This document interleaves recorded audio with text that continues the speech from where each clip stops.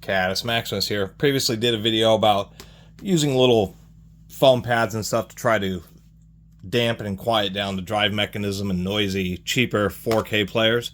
Of course, they have a noise and vibration issue with some discs. Really, it's a disc fault because they're not properly balanced, meaning that the printing on the ink is offset from the center line of the disc, and so you get a bad vibration and wobble. The simple trick is just to use tape. I use Scotch tape because it doesn't bond doesn't bond to the printing on the discs. Easy to pull off, doesn't seem to damage it, although if you really care about your disc, you may want to use some kind of archival grade. You just don't want to use masking tape or duct tape, anything like that. It's all way too heavy.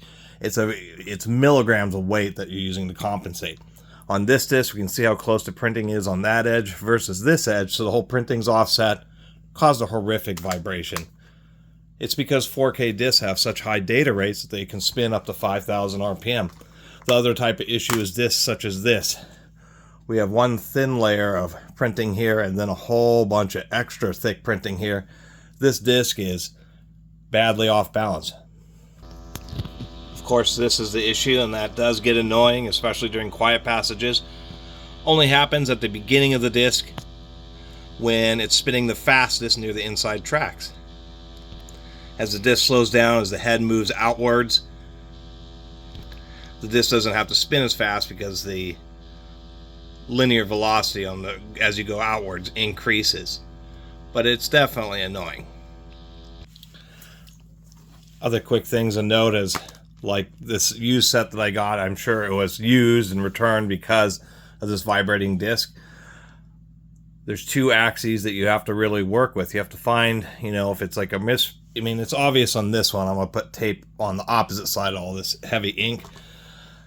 But sometimes one piece of tape, like one large piece, won't work. You have to use some smaller pieces, and you just have to experiment around, just where along the area and whether a little bit closer in or a little bit further out, and the size of the piece of tape. In this case, fiddling around with these three pieces of tape made this totally smooth.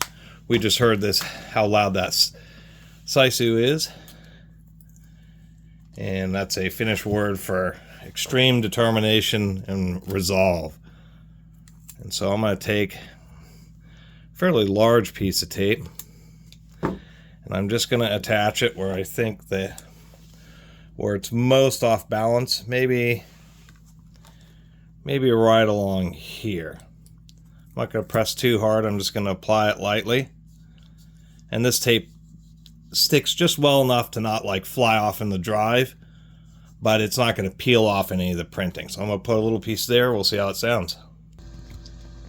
We can already hear an improvement, but I could probably do a little better. Now listen to it. It is dramatic. That disc sounds like it's perfectly balanced, but the reality is it's not. I just have two heavy pieces of tape on it. And so cheap players like that LG that I have, the UP970, actually works great, but it's such thin plastic, being a $200 or $300 player, not a $1,000 player, that it just resonates with any discs that are significantly off balance in the massive thousands up to 5,000 RPM. And just putting a couple pieces of, it's really the disc manufacturer's fault for not making balanced discs, knowing that they're going to spin so fast. It's an issue that only crops with 4K discs because they're the only ones that really spin that fast, unless it's an absolutely horrifically bad Blu-ray. But the only time you run into is 4K because once again, high RPM, couple pieces of Scotch tape. I mean, we're talking like a couple of milligrams of weight with those two little pieces of tape, and it's fixed. It's dealt with. And what I do like about using the Scotch tape, of course, is that the adhesive is decently strong, but it doesn't really attach very strongly to the disc. So even if I put it on like that,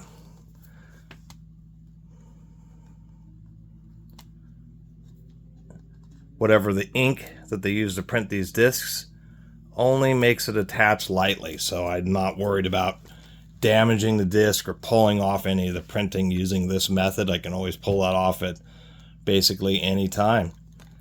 That's the trick, and it works. I mean, you can fiddle around with foam pads and trying to fix the cheap Blu-ray drive from vibrating, when it's a heck of a lot easier to take a couple pieces of tape and simply balance the darn disc that you're trying to play. It'll be faster and a lot quieter than anything that you can do with or just about anything within a reasonable amount of effort you can do with a cheap player. And now I can play this disc anytime, and it's just not going to make any noise.